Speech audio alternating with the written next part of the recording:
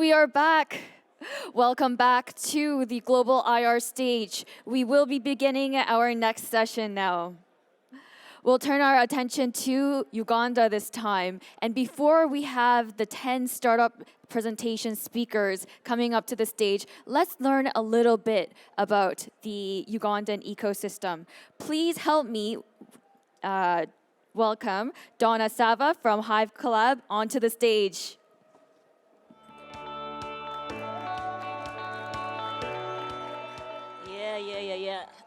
Good morning, everyone. Good morning, and welcome. This is Uganda. We are very happy to be with you this morning. My name is Dona Sava, and I'm from Uganda, and representing Hive-Colab, but also here to tell you more about the startup ecosystem in Uganda. So the startup ecosystem in Uganda, it's not a very old ecosystem, first of all. So our definition of a startup, first of all, in Uganda differs. As we all know, we all have different definitions of a startup. So in Uganda, we define a startup to be an enterprise that is not less than 12 months old, and it has got innovation. It applies innovation and technology to develop disruptive processes. So what happens is that a number of businesses, of course, usually confuse the SMEs and startups. So we try to define ourselves as startups very clearly to distinguish ourselves from the rest. So what are some of the characteristics of a startup in Uganda? Of course, you have to be locally registered. You have to be controlling majority of your business, that is owning at least 51% locally, and then the number of years of existence, at least 5 years or even a little bit less. And then it has to be innovative, an innovative solution. Then, of course, we are sector agnostic. We don't really focus on a particular sector, but all sectors. Then it has to be tech or non-tech. Social innovators, digital, we do take all different solutions. Then in terms of investment, it has to have investment, a section of investment and research and development to it.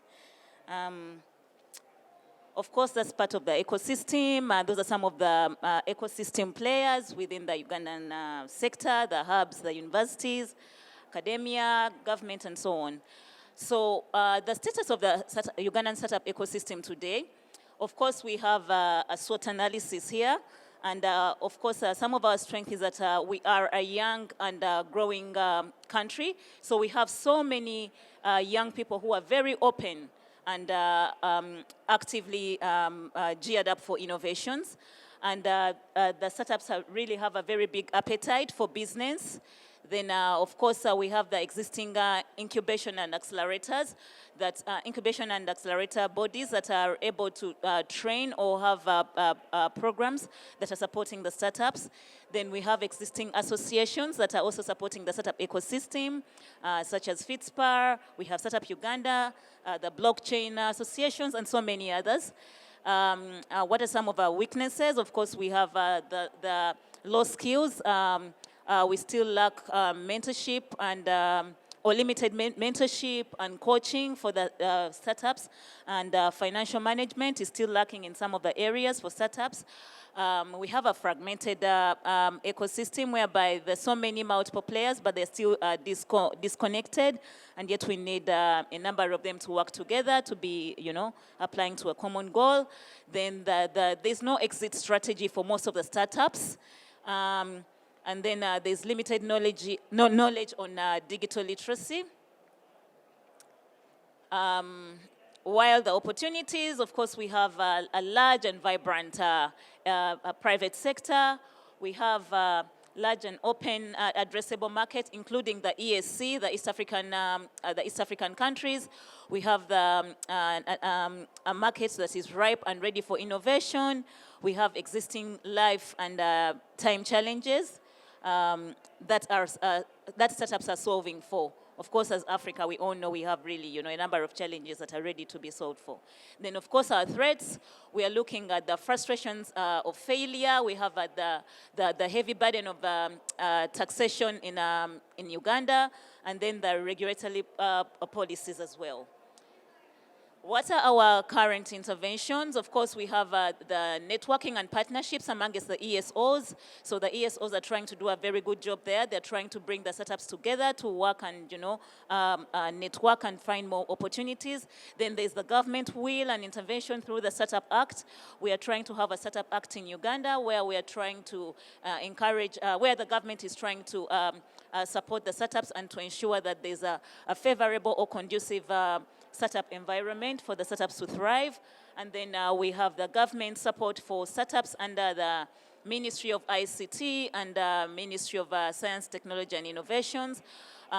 We also have the infrastructure support, such as the internet, the National ITC Lab, and so many others that are coming up. Then we have the increased, we're seeing a lot of increase in research and development. And then there's the increased improvement in the incubation programs, including our YSAU program, which is one of the big programs in Uganda. Then the ecosystem funding, of course, we have the big areas of funding. We have the green economy, gender, the blue economy, artificial intelligence, digital economy, social, the social sector or the creatives, and then the tech-enabled sector. Then, of course, the current local investors. There are some of our local investors in our capital, the East African Venture Capital, the 97 Fund, Autos Africa, a Sigma Fund, iGravity, Pearl Capital, and so many others. Our investment status, this is our current investment status for 2024. So we've also got some investments or startups that attracted investment in 2024. And these are some of the startups. We have Watu, Power Up, Operator, eMaisha, Lever Africa, Gogo Electric, Fleco, Kasaiba Technologies, Inputi Limited, and so many others. So these are some of the startups that manage to attract investment. And who are our the ESOs or the players in the ecosystem? These are some of the players and the impact that it's going to create. So, yeah, that is it. And so finally, why invest in Uganda? You're going to invest in Uganda because Uganda has got, first of all, a vibrant young ecosystem that is English speaking, very good at speaking English, with 78% of them who are youth. So meaning you have cheap labor and energetic, vibrant people to work with. Then there's availability of cheap raw materials. Of course, we have a number of cheap raw materials from our resources, of which you all know Uganda is predominantly an agricultural country, so we have a lot of cheap labor raw materials. And then we have a favorable investment climate with tax holidays from the various investors. We have good climate conditions. The weather, it's always warm all year round. And then, of course, the location and the market in Uganda. Uganda is part of the East African community, of course, which has got a population of over 300 million. So, with that population, you're able to attract a lot of course, market. Then, of course, it's open to foreign direct investment. And then socially, Uganda is an excellent working and living environment. Yeah, so thank you so much. I would like to welcome you to Uganda, the Pearl of Africa, and definitely East Africa's finest. Thank you.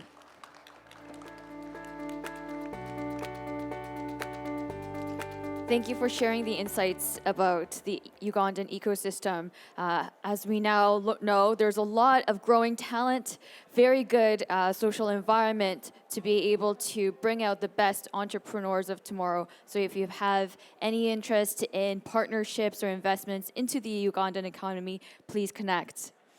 And with that, we will begin our IR session for the 10 startups from Uganda. Please welcome to the stage Agatha Nambuya, founder of AutoFore.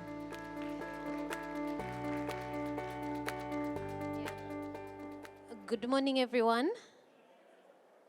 Yes, good morning, everyone. Yes, my name is Agatha Nambuya from AutoFore.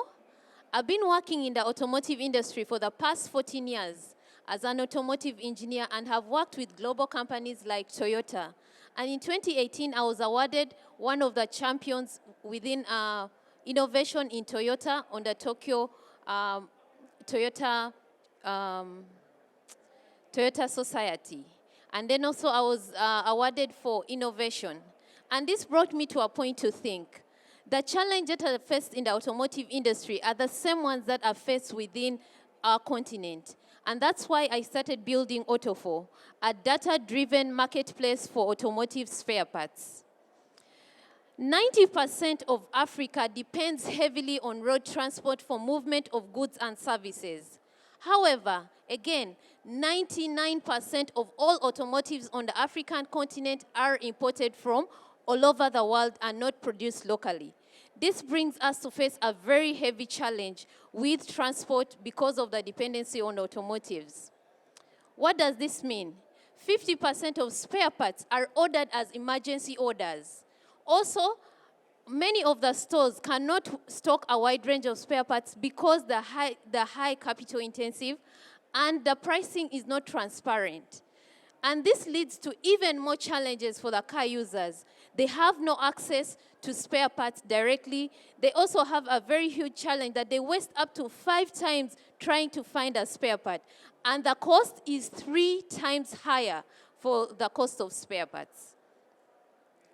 What we are doing at AutoFore is that we have built a marketplace for spare parts which is data-driven. What do we mean by it being data-driven?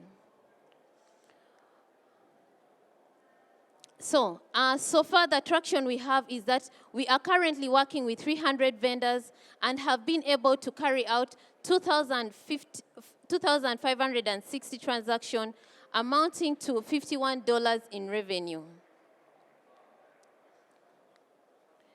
And what has that had?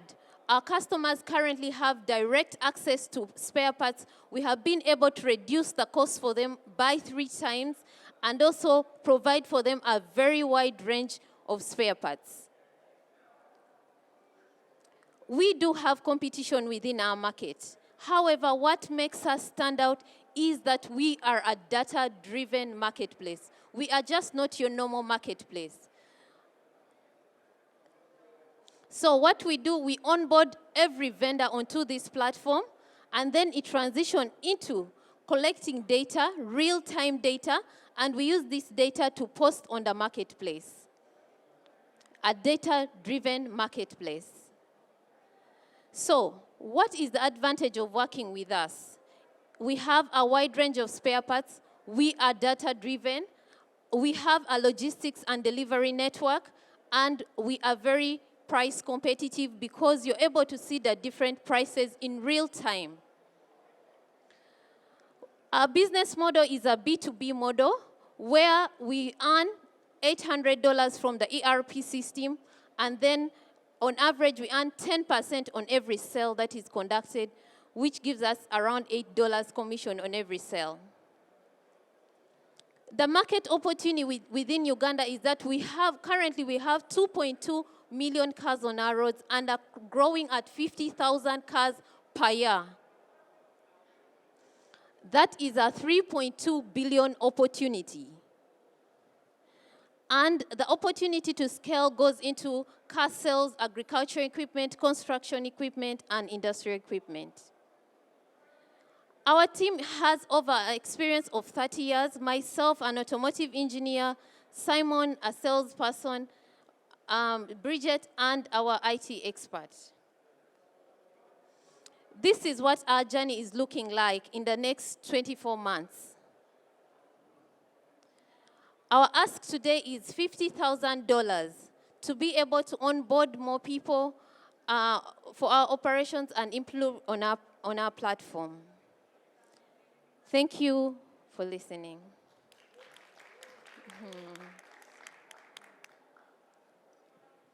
Thank you for the presentation. We know removing the middlemen and being in a very specific kind of industry for auto parts is actually a really great way to make traction, especially when you're starting out as a business. With that, let's introduce the second presenter for today. Please welcome to the stage Devin Itaagi, founder of Canine Safari's Build Safari app.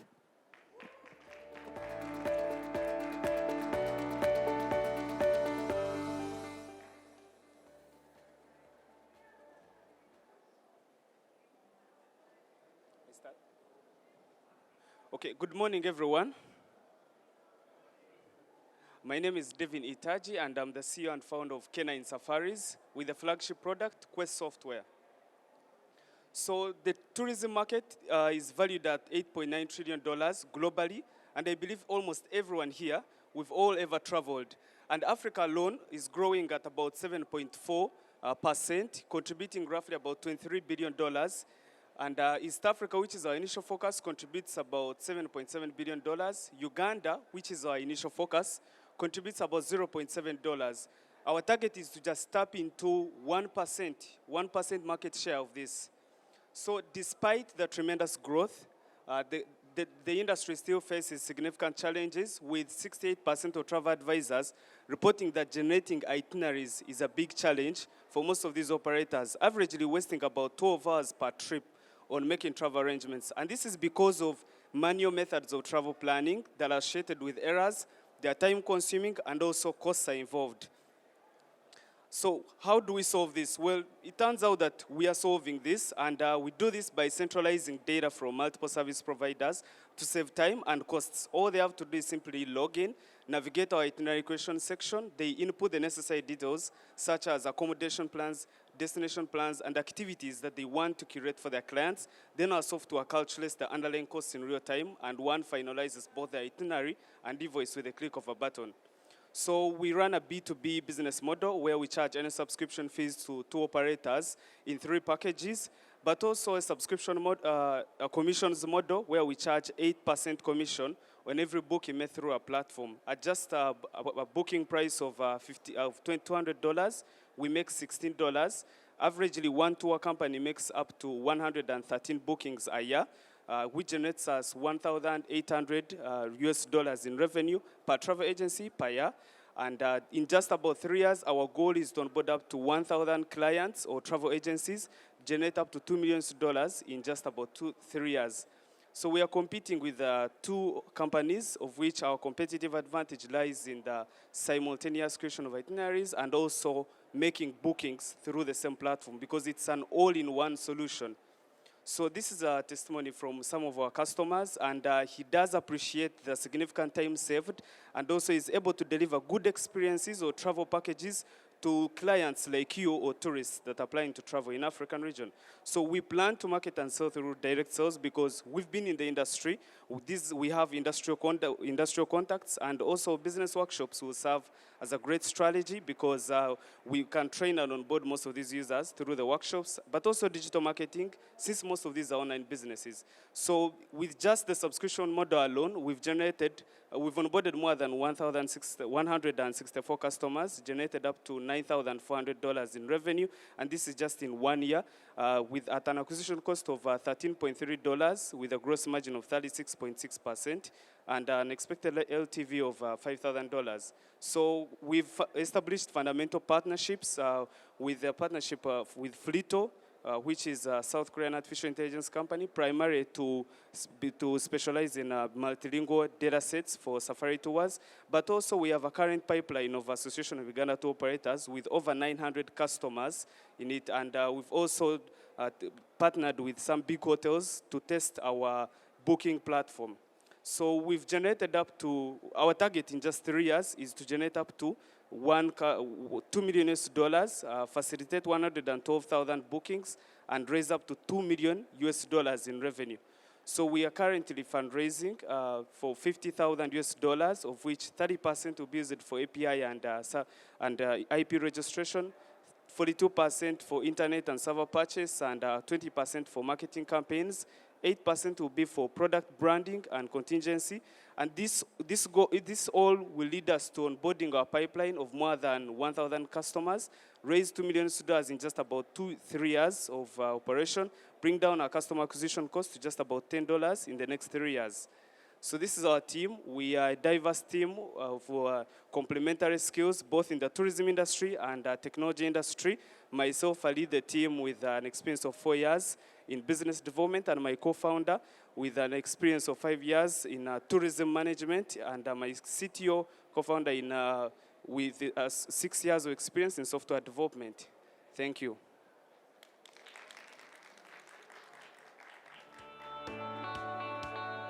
Another great presentation. I didn't know that travel agents actually spend a whole day trying to figure out the trip for a plan just because of manual reasons. So being able to digitize that is going to revolutionize the travel industry there. With that, I will introduce the next speaker. Please welcome to the stage Bampeire, founder of Campaignity Technologies, Neexa AI. Thank you. Hello, everyone. My name is Bampeire, CEO and founder at Neexa AI. Now, I want you to imagine something. Think about B2C businesses. How do they sell? Think universities, think manufacturers that sell directly to the customer, think hotels. How do they get their sales in? They have something called a sales funnel, and this is the most basic sales funnel that you can ever get. You have the top of the funnel where you're creating awareness. This is where you market, you advertise, and people are basically, you're just getting awareness. You have then the second level, which is mid of the funnel, and this is where consideration is. This is where your customers are interested. This is where you want to answer inquiries to customers, basically give them what they want. And then you have finally the bottom of the funnel, where you're basically chasing for the money, where you want to follow up so that the customer can pay you money. Now, the biggest problem is basically the two levels, which is the middle of the funnel and then the bottom of the funnel. The problem with B2C businesses, unlike the problem with B2C businesses, unlike B2B businesses, they usually have small teams. They don't have the time and resources to do sales effectively, and they generally are busy always, having also so many customers to deal with. Now, the other problem is that they are distracted. Customers are distracted. The people that we are selling to, you and me, are distracted either on social media, family, you're always multitasking, and etc. Now, Neexa is an autonomous sales agent that works 24/7. It engages your customers like a chatbot, basically answering your customer inquiries for anything, prices, etc., just like a human would. And what is most amazing about this, and for the first time, it can also do follow-ups and make sales for you, basically close the sale for you. It integrates through multiple platforms, so website, email, WhatsApp. It will chat with your customers and be able to do the follow-ups. This is working. And this is how our customer purifier increased their sales by over 52% by basically simply installing Neexa AI on their website. This is how Neexa works. Step one, tell Neexa about your business. And it is as simple as that. You basically create a business on your Neexa. You give it your logo, you give it your business name, you give it your description, and etc. And this basically means Neexa has learned, which means now you can integrate it on your platform. And integrating it is so simple. As you can see here, we're integrating it on WhatsApp, Facebook, website, and etc. Then Neexa is able to work on your website. This, what you're looking at, is Neexa working on a website. So people just ask it questions, and it is instantly able to make responses. Now, what is amazing about Neexa is that after it answers one, of course, you get analytics, but also you get a fully autonomous CRM. No person is involved. You basically have an AI just making sales for you. We are working with over 100 customers at the moment. We also have over 100 users. Over 15 of them are paying. We have monthly recurring revenue of over 1,500 and over $16,000 in revenue. This has improved actually to 25,000 by this month. And we're making a gross margin of over 70%. Now, what makes Neexa different is one thing. We have an autonomous CRM. Gone are the days where people have to spend time in a CRM. This one, you set it up and you forget it. Because Neexa is autonomous, you don't need anyone to basically monitor anything. It just does the sales for you, both talking to your customers and as well closing the sale for you. Our business model is quite simple. We have a freemium model where I'm glad to also say that anyone here today can create a Neexa account and start testing it for free. We are playing in over $1 billion market in just Africa. And we're trying to build a world where business growth is effortless. This means a business wakes up in the morning, sets up the business on Neexa AI, and they just go to sleep, and Neexa is able to basically just do their sales. So join us. My name is Bampeire, and I'm the co-founder and CEO. I have over 8 years of experience in running sales and marketing teams. My co-founder, Simon Achibinge, is a software engineer who is an expert in AI, currently doing a master's degree in AI. And Sheila has over 10 years of experience in social media and advertising. We're looking for $150,000, 50% of which will be used for R&D. And we believe, actually we know, the problem is valid and the technology is ready. Thank you very much.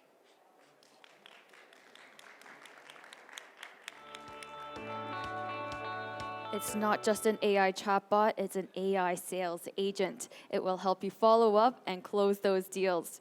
Great presentation. Let me introduce our next speaker. Please welcome to the stage Felix Byaruhanga, founder of Skyline Media.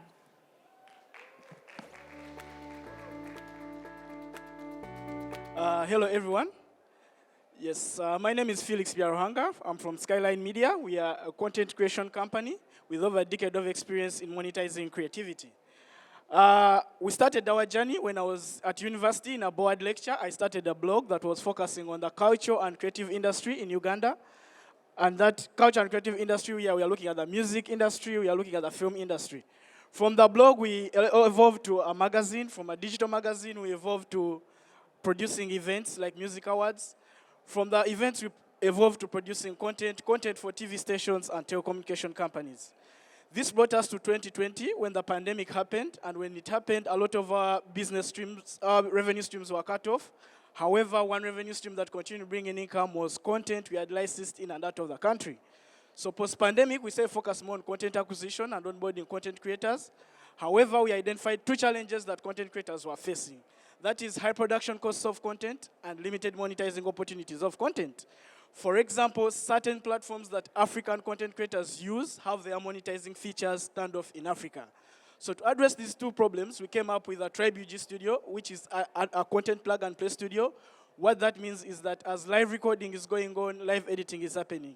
30 minutes after live recording, a content creator is able to walk away with their content, ready for upload and ready for consumption. This reduces the turnaround time of content production, thus making it cheaper. And in cases where a content creator can't afford our production costs, we partner with them in that. We bring our production capacity to the table, they bring their idea to the table, we execute it for free, however, we get to co-own the intellectual property that we can then later license and monetize. Speaking of monetizing, we are developing the Tribe UG app, which will be a platform where this content is hosted exclusively, and users will be paying a subscription fee to access this content. However, to be different from other video-on-demand platforms, users will be paying for a particular piece of content or for a particular content creator. This will enable us to directly monetize our content creator's audience and our content creator's following, and also to enable us to do an accurate revenue share with our content creator depending on the audience size they are bringing to the platform. For clarity here, when we talk about content, we are referring to long-format type of content. So think about podcasts, series, stand-up specials, among other things. Furthermore, users will be able to purchase merchandise from their favorite content creators. They will be able to purchase tickets to events through the platform. We believe this is the right time to bring this solution to the market because the video-on-demand market in Africa is projected to reach $3.2 billion this year. In East Africa, where we come from, it is projected to reach $232 million.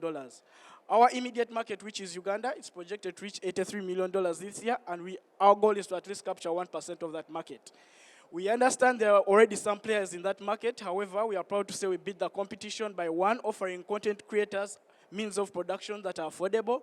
Two, we are offering them content distribution and monetizing solutions. And then also we are offering a diverse content library to our users.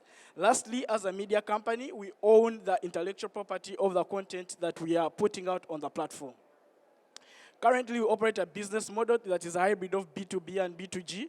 However, with this new product and solution on the market, we shall be pushing more into the B2C, and we have different revenue streams, such as content production services, licensing fees, subscription fees, and also in-app purchases of things like merchandise and ticketing. We've managed to make over 42,000 US dollars in the past 2 years. Earlier this year, we've raised 60,000 US dollars, and this is in addition to being profiled by CNN and Forbes Africa as a company that is leveraging digital tools to advance the CCI sector in the country. With the investment we are looking for, we are projecting a growth rate of 36.9% over the next 3 to 5 years. And to attain this level of growth, we understand we have to effectively market our product to the target audience. And we are doing this through different strategies, that is above the line, below the line, through the line, and also through partnerships with companies in and out of the country. It is these partnerships out of the country that speak to our scaling and growth plans into new territories and into new countries. We are asking for 50,000 US dollars in debt, and this will go towards setting up the studio, acquiring new equipment, covering our marketing and legal expenses, and also content acquisition costs. We have a solid team. That team has over 10 years experience in the creative industry and also in the legal industry, because we deal with a lot of intellectual property. We have to make sure our legal grounds are covered and on solid ground. And this team has experience in working on the African continent and also working out of the African continent within the creative space. As I close, the culture and creative industry is the fastest growing industry on the African continent, growing faster than oil and gas, and we believe we are at the forefront of transforming this industry. Thank you.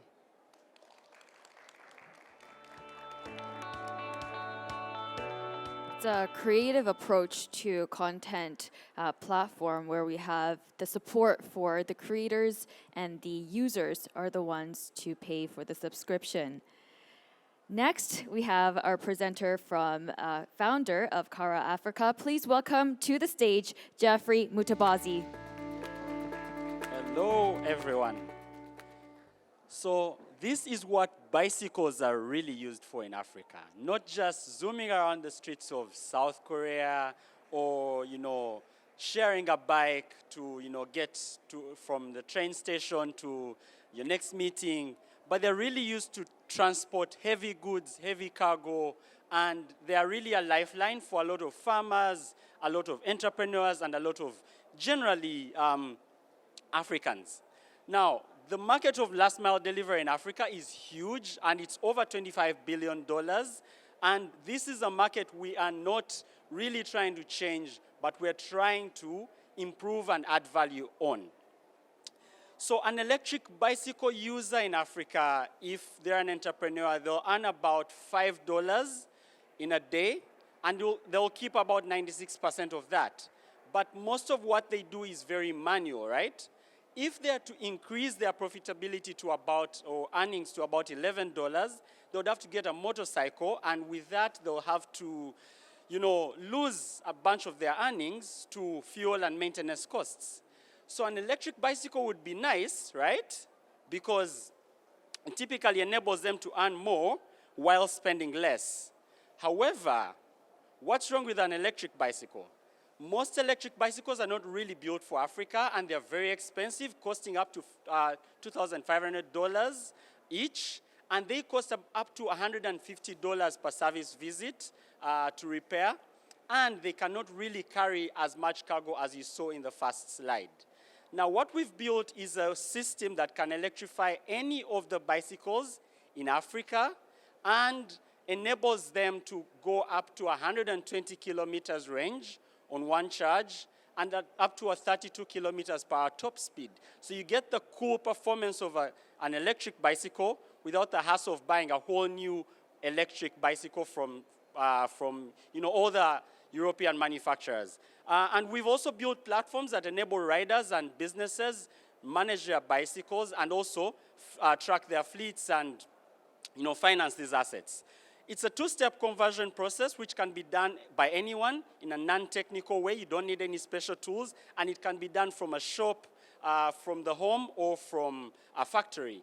We work with leading bicycle manufacturers, and our product is very compatible with most of them. So our price is about between $300 and $500 for a conversion kit, depending on the specifications. And to date, we've actually sold up to $60,000 of revenue. Oh, I actually created this slide, this presentation about 2 weeks ago, and we've actually grown to $70,000 as of the last 1 week. We've sold 120 e-bikes, and we've mostly done this year. We launched commercially this year, and these are some of the segments we're targeting. That's FMCG, that's agricultural produce transportation, and e-commerce. Now we have a team with over 25 years of experience in automotive engineering, production, and sales and business development. And we're not just looking for money, we're also looking to collaborate with Korean manufacturers of batteries, of motors, with fleet operators, technology providers, and also customers. So if you have a fleet and you think you need to electrify it, do reach out to us. We're also looking for some change. Anyone have change? About $250,000. And this is to pretty much help us scale to about $3 million in revenue in the next 3 years and improve our product and working capital financing. Lastly, we're really looking to grow to about 3,000 units in the next 36 months with investment. And this will give us a cumulative sales revenue of about $5 million across the 3 years. And we are not just building something that's being done as a first. Interestingly, Honda, which is one of the largest motorcycle manufacturers in the world, started with this hit product. This was their first hit product, a gasoline kit that could be installed onto any bicycle in the 1950s. And this shows that this has been done before and can be done newer, faster, better, and cheaper now with Karaa. So join us. We look forward to speaking to you. Thank you.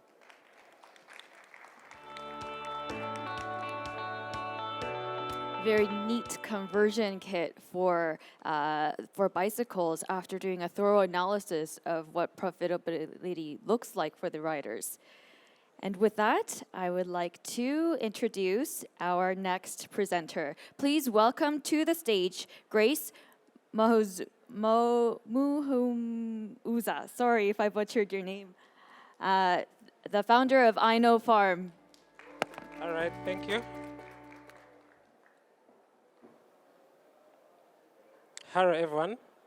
The name is Muhumuza Grace. I'm the CEO of IKnowFarm, an agri-tech based in Uganda. So personally, I grew up in a farming household, and we used to have many challenges. And many years down the road, actually, these problems still persist. For example, the ratio of extension workers to farmers in Uganda is 1 to 1,800. The recommended ratio is 1 to 500. So there's a big gap here that needs to be filled. And also 40% of Ugandans walk up to 10 kilometers to access agro-inputs. This problem cuts across East Africa, so it means 15 million farming households in East Africa lack timely access to farming and agro-inputs. So as IKnowFarm, our solution is a mobile application that provides farmers with access to tools and resources they need to make it in the agriculture sector. Through IKnowFarm, farmers access good farming practices through farming manuals and also get market updates. The information on IKnowFarm is contextualized, also is available in the local languages, is available in video, text, audio, which is inclusive in nature. We collaborate with the Ministry of Agriculture to make the content up to date and also quality. Like I mentioned, it is localized for the Ugandan context. And IKnowFarm is also interactive in nature with AI. IKnowFarm also has a marketplace for agro-inputs, so farmers can order for these inputs and they are delivered to their farms in 24 hours. We have a variety of inputs, fertilizers, equipment, and all that. Okay. This is a video of one of the farming groups we trained in one of the refugee settlements in West Nile region in East Africa.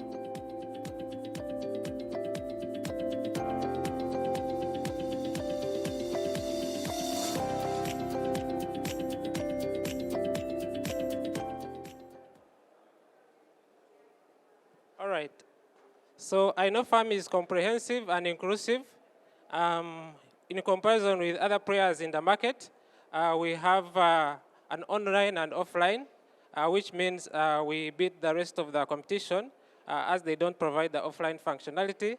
The content is localized, unlike other applications where they have generic content. We are available in local languages in addition to English, and then we are also powered by AI in comparison with other agri-techs in the market that just have generic content. Yeah. We reach our market through 3 different ways. We do partnerships with already existing organizations that work with farmers. We also have field agents up to 490 in Uganda, and also employ digital marketing targeting the youth who are always online. We make money through 3 different ways. That is, we have packages for organizations up to 2,500 per month for value chain digitalization. We also do digital literacy for groups like the video we've just seen. We have monthly charges for subscription, and we also have transaction fees, that is on e-commerce sales. Yeah. In the past 2 years, we have already reached 55,000 users, generated up to 146 US dollars in revenue, with a gross profit margin of 60%. We've made partnerships with both local and international organizations, and these are not just partnerships, but partnerships that bring in money. In the next 5 years, we hope to reach up to 500,000 users, that is farmers, and also generate up to 1.4 million US dollars in revenue per month. That is our next 5-year projection, like I mentioned. The market is big. In Uganda alone, 7 million farming households, and up to a market of 500 million US dollars. And for East Africa, it is even bigger, up to 20 million farming households that are available for us to serve, and up to 5 billion US dollars in market. That is our team of our core team. I lead a team with and a combined experience is over 25 years. And so in order to reach 500 farmers, like I mentioned earlier, and generate the revenue I mentioned in the next 5 years, we are raising up to 100,000 US dollars in the next 6 months, mainly to improve our AI and also promote our product in the whole of East Africa, and also cover some of the overhead costs for AI consultant. Yeah, thank you. I remain Muhumuza, CEO of IKnowFarm.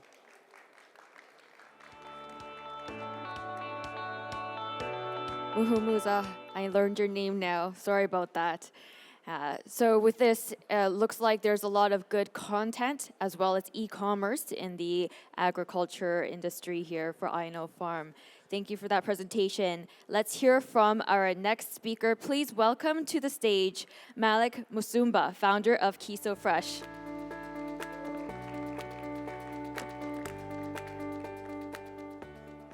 Good afternoon, ladies and gentlemen. At the height of the 2020 pandemic, Africa was on the brink of starvation. This wasn't because of lack of food. It was merely because there was a lack of market access. The people that grow the food were stuck in the rural villages, and the people that needed the food were stuck in the urban cities. And with this presented a problem that we sought to solve. One, how do we get the food from the rural areas and onto the urban consumers? With this, we started Kiso Fresh, our B2C e-grocery platform that accelerated and increased food security among the urban population, reducing post-harvest losses among the rural residents. With that being said, we are a victim of our own success because as the farmers grew on the platform, we realized that they outstripped the current demand, and we sought to get for them extra demand from the global markets. And hence, I introduced to you the Kiso Index that is a product of Kiso Fresh. Now, one of the biggest issues global importers and processors and exporters have is where, when, what, and how much do they procure produce from the suppliers. And this is mainly due to a lack of data. Let's have a look at what the numbers say. The numbers say that over 53.7% of the farms, as reported by the International Trade Journal, say that they have issues finding business partners, reliable business partners, as well as having so many legal issues that amount to 41% with such costs exceeding over $650 million, and that's just in partnership between Nigeria, a small, well, not really small, an African country, and China. With that being said, our solution is quite simple. We want to provide data-driven insights to exporters, processors, and global importers. And we do this through use of AI, which helps to efficiently match suppliers and buyers in the global markets. We use blockchain to be able to trace the produce from the source origin, and we're also able to use machine learning for predictive price analysis. According to the evidence we have, 49% of farms are able to reduce their expenses when they use data-driven mechanisms. And we have been able to see that there's been a global and impactful reach on the farmers, increasing the incomes by over 6.5%. When we look at the market size, we're looking at an annual market size of 2.4 billion annually from Uganda, and we're looking to target just 1% of that, which comes down to 17.4 million. Our business model is based on a freemium system, and of course, we do charge a small transaction fee for every successful trade through the platform that goes to about 3% and offer value-added services. It's a very robust industry with so many competitors in the market from different areas and industries, from big data to ag tech and the likes. However, we do stand out simply because our solution is at the intersection of big data and emerging technologies like AI, blockchain, and machine learning. Currently, looking at our roadmap, we started in 2020. As you would well know in the Korean context, that would be Kupang Fresh, and we have currently scaled to what you guys would know as Tridge. This is our traction so far. We have over 15,000 farmers onto our platform, and we have done over $1.5 million in total transaction volumes, of which this has netted us over $50,000. We are looking at making over 3.6 million over the 3 years, starting with about 1.2 million in terms of sales as of the first year, based off our projected earnings. My team is made up of myself. I am a finance professional with a commodity trading background. We have Nicholas, who's part of the AI Institute of Germany and Berlin. We have Esther, who has 10 years in exports industry. These are the testimonials from some of our clients. They say that Kiso Index has really helped them source over 12 tons of avocado weekly. And of course, we have been voted the software of the year. Our partners include the United Nations Conference of Trade and Development, which has been very instrumental in building our platform, and of course the European Union, for whom we developed the platform for. Thank you so much. We're not looking for funding, we're looking for partners, and yeah.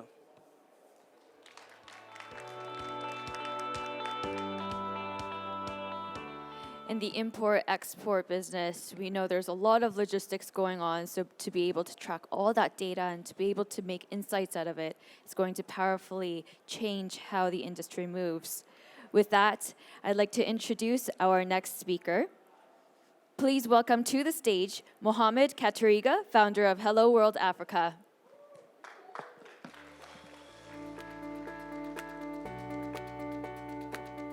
Yes, greetings everyone, annyeonghaseyo. My name is Mohammed Katerega, and I'm here to share with you our mission as Hello World Africa. Hello World Africa's mission is to accelerate tech adoption and to empower young Africans with tech and emerging skills while providing cutting-edge consultancy services in Africa. A little bit about me. I've served as the program director and blockchain instructor of Codit Institute of Technology based in the US. And I've also worked as a program mentor with Andela and Refactory, which are based in Uganda and Africa. And I've empowered over 1,200 aspiring software developers and overseen over 2,000 students directly over the years. I also lead various developer groups in Uganda and globally, mainly the WordPress and Google developer groups. All right, so basically there's a problem that needs to be addressed, but it's also a market opportunity. The world is becoming decentralized. The future of the world is decentralized. However, there's a gap between what is currently being taught and what is needed. So Web3 basically is a collection of technologies, including blockchain. And Africa is one of the fastest growing blockchain adoption regions in the world. However, there is a demand for blockchain developers, and there is very little that is being done to actually train them. So what we're offering is affordable skilling programs that focus on blockchain, and also a holistic approach that employs these students that graduate and also incubates their ideas and projects into actionable and launchable ideas in the market. Our products and services are an online academy and platform with gamified learning apps, digital labs, and incubator that provides the acceleration and incubation of their ideas. And we also do offer web and mobile app consultancy and publishing of the blockchain dApps. Our business model, like I said, is holistic, and that's what sets us apart. As you can see, the pipeline starts with the online academy and the subscriptions, and the students get their initial training as a B2C model. And we also offer the individual consultancy to individuals. We then retain these students that have excelled in our program and offer them remote working placements. But we also retain them in the labs. And they then go into the B2B side of our business model, developing custom software solutions and apps for our clients, as well as developing solutions as well for the incubator that we use to accelerate their projects. We have a few testimonials here. We have Violet Namiremo, who started as, she didn't know anything about coding. She came to Hello World Africa as a former nursery teacher, and she managed to get work with a US tech company. We have Ali Mutawe, who I met in the Google developer groups in Jinja, and he managed to get placed with an Indonesian Web3 tech startup. And we have Mark Wandege, who was a digital artist who managed to use NFTs during the NFT boom. And after going through Hello World Africa, he managed to make some good money as a result of leveraging NFT technologies in his business. So the total market size is $60 billion globally of the Web3 market. And the accessible market is $6 billion for Web3 edtech and training. And the obtainable market we're targeting throughout the continent is $120 million in Africa. This is our team. We are quite robust and experienced both in the edtech sector, the education sector, and the startup sector. We have individuals such as myself who have worked at CIT, Refactory, and Della, and we have also people from Einstein Rising. Okay, our business model is holistic, as I said. We do integrate education, innovation, and career placement, as well as incubation. And we have a projected 1,000 individual subscriptions at $10 a month and anticipate $120,000. Those are local and global partners. Our traction so far, we've had 150 initial students trained via Zoom. We've incorporated both in Uganda and in the US. We've retained several students, and we've launched a minimum viable product of our online academy and several partnerships. And our roadmap ahead is to launch gamified apps, launch an incubator in Eastern Uganda, hit 10,000 users in the next 18 months, and partner with at least 10 global companies. We hope to reach 200,000 in annual revenue by reaching 20,000 subscribers or subscriptions by the year 2025. These are our competitors, but we outcompete them because of the intersection of emerging technology and also having an incubator. And that's our fundraising ask. We use to invest in product development and equipment hosting for the next 18 months. Thank you. Join us as we catapult Africa into the digital economy and beyond one line of code at a time. Thank you.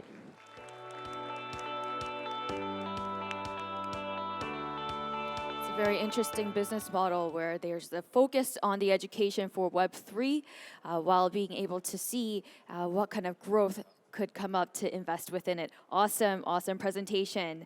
With that, let's continue on. Please introduce onto the stage Saul Kabali, founder of Safe Bangle Technologies. Thank you so much. Good morning. My name is Saul Kabali. I'm one of the co-founders for Safe Bangle Technologies. And what we do, we are making safety affordable and accessible for women across Uganda and the entire Africa. Twalinya boda nga tetumanyi nti mubbi. twali tunatera okutuuka ewaka n'atugamba boda omupiira gwabise n'atugamba tubeeko akebera omupiira bwe twamala okuvaako n'atwefulira n'ajjayo akambe n'atugamba That was Juliet, and she represents very many women in Uganda and the entire Africa. Actually, according to UN Women, 1 in 3 women will experience violence and personal safety threats across Uganda. And worldwide, this is totaling to 1.5 trillion when it comes to economic loss annually.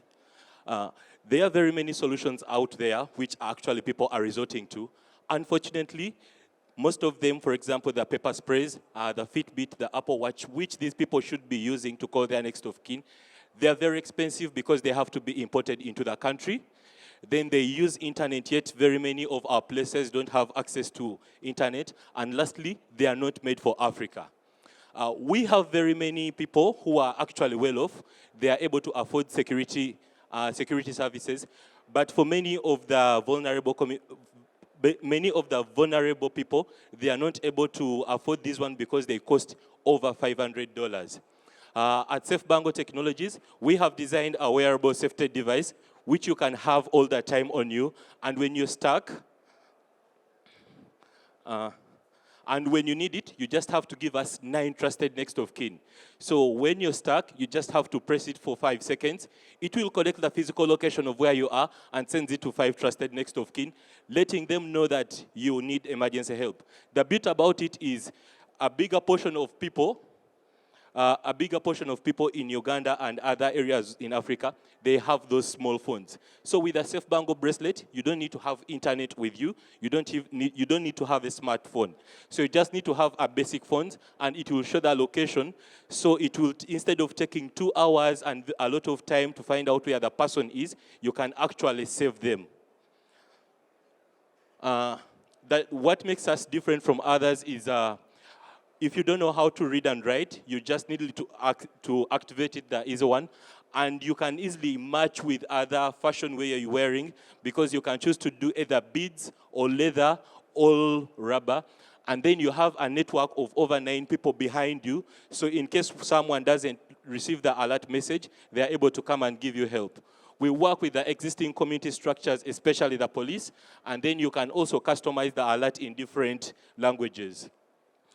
We are not the only people who are doing this, but most of our competitors actually use smartphones, and their connectivity when it comes to internet is actually very low. And then the last one is Safe Bangle is under $50, and in Uganda, this is like giving up 3 dinner plates just to have your safety for the next 1 to 2 years.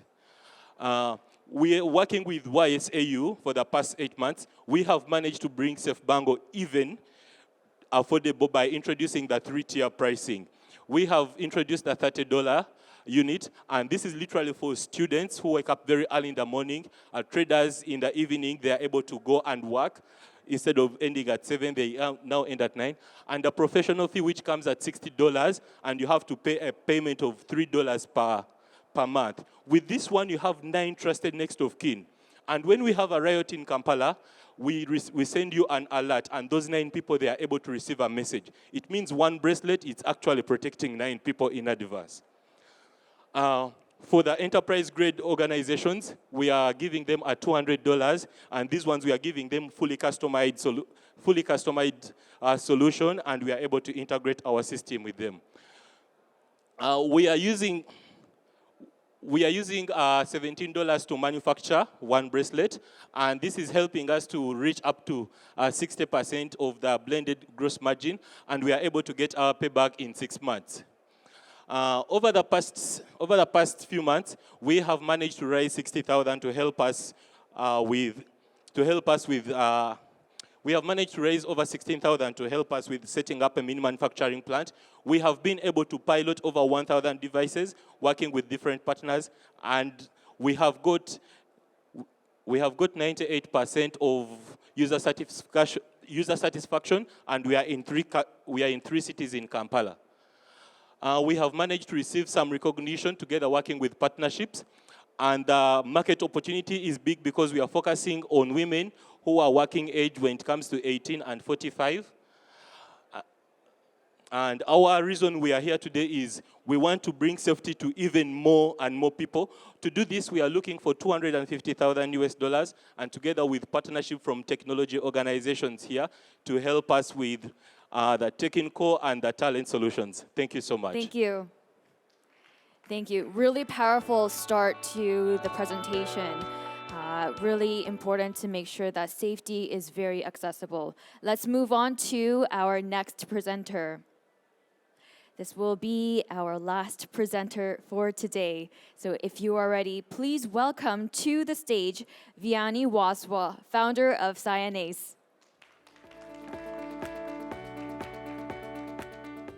Well, good morning, everyone. My name is Vianney Waswa, CEO and founder at Cyanase.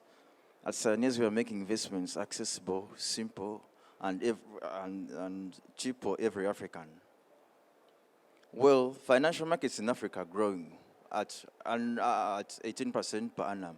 We have over 12 billion market size in Africa, 1.6 billion in East Africa, and 15M in Uganda alone. Despite the fact that the market is growing that fast, we still have challenges. Over 700 million people in Africa have access to the internet. Out of the 700 million, 25% fall for internet scam and unlicensed investment classes, losing over 4 billion to Ponzi schemes and digital frauds. This is happening all because the regulation is too tight in Africa for someone to offer an investment class. It requires a lot of compliance and it's very expensive to achieve. Then the current technologies we have are aging and they are not fit to reach the last mile person in the villages.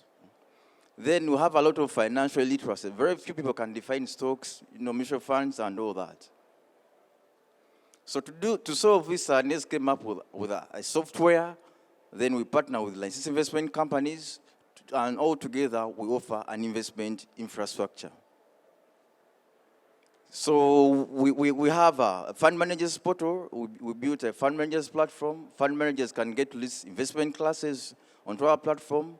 Then we have an API. The API enables other fintechs, digital platforms to integrate investing into their products. And we have a mobile app where users can get to download and access investment classes.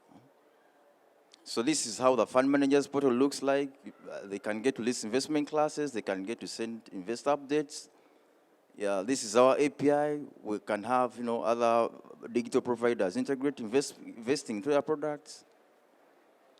Well, this is how we make money from the API. We take 1% of every transaction that happens through the API. We also charge 15% of the fund management fees. This is the mobile app now. Still, through the mobile app, we take $5 as a subscription fee, then 1% for every transaction that happens. This is how people use our API. I'll move fast on this. So we do partnerships, we do a lot of webinars, Twitter spaces, and social media just to make sure that people know about our product. We have a lot of people that do what we do, and one thing that makes us different is the fact that we have an API. So we can have banks, we can have fintechs, we can have digital service providers integrate investing into their products. This is our team. I'm the CEO. Well, we have a marketing personnel, we have a CTO, and we also have a financial advisory firm that acts as the fund manager. It's called Oras Africa Capital. Well, this is our traction so far. We've listed over 10 investment products. We have over 2.5K users. We've raised an angel round of that huge, and we've had about 3.2 M in transaction volumes since inception. Well, the logos you see over the board, those are some of the leading fintechs in Africa, and they have picked interest in integrating our API. They transact over 50 B in total, and they have over 20 million combined customers. We've had discussions, and they want to use our API to list investment classes. The only reason as why we haven't gone live with them is because they need us to be at a certain level of regulation.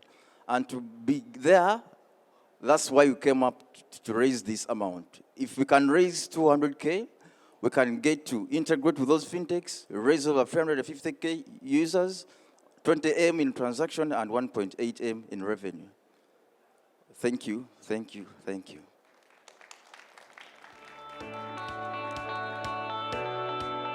It's great. Investing in the palm of your hands, always very convenient to see our money grow and our businesses grow at the same time.